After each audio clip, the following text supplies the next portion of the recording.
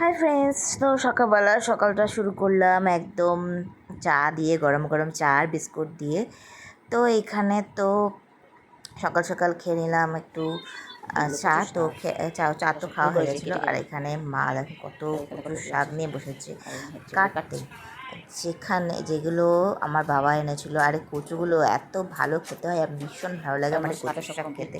আর মা কিন্তু মোটামুটি সব কিছুই ছুরি কাঁচি দিয়ে বেশ সুন্দর কেটে নিতে পারে। মাছও বড় বড়, আমার বড় বড় চাপড় আছে, চাপড়গুলো দিয়ে বেশ সুন্দর মাছ সব কিছু কেটে নেয় ছুরি কাঁচি দিয়ে। মা একদম এক্সপার্ট সব কিছু কেটে দেওয়ার জন্য, বসে বসে সব কিছু কেটে নেয়।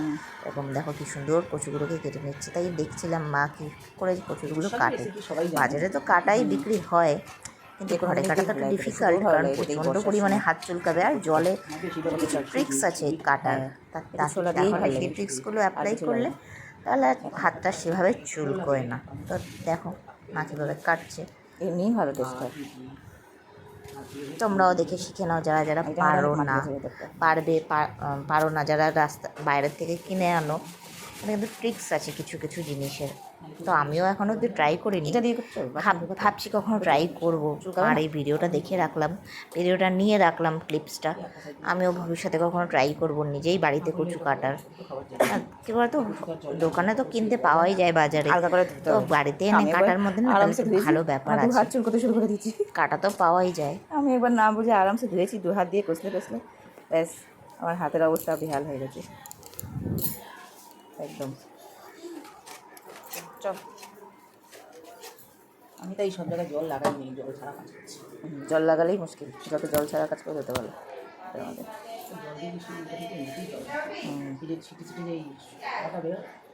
রসের মধ্যে ওইটাও খাওয়াটা লাগলেও গায়ে চুলকায়।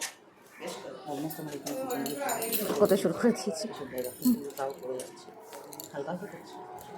সেদিনকে বেশি করছিল না, গত বুধবার দিনকে যখন আসলাম সেদিনকে বেশি করছিল না, বুধবার নয় রথের দিনকে, বৃহস্পতিবার দিনকে সেদিন বেশি চুল করছিল।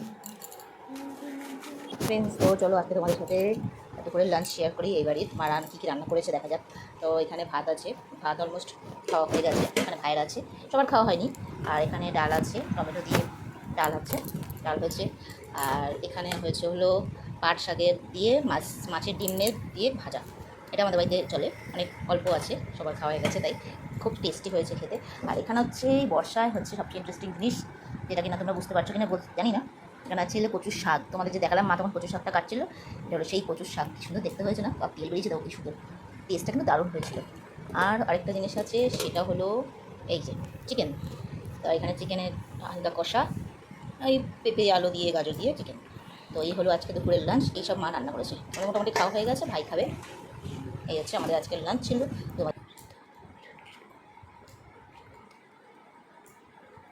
তো রাত্রিবেলা মা তো রুটি করেছিল, রুটি দিয়ে খেয়ে নিলাম কচুর শাক দিয়ে, চিকেন কষা দিয়ে। তোমাদের কেমন হলো ভিডিওটা জানিও, বাই, ফলো করে দিও।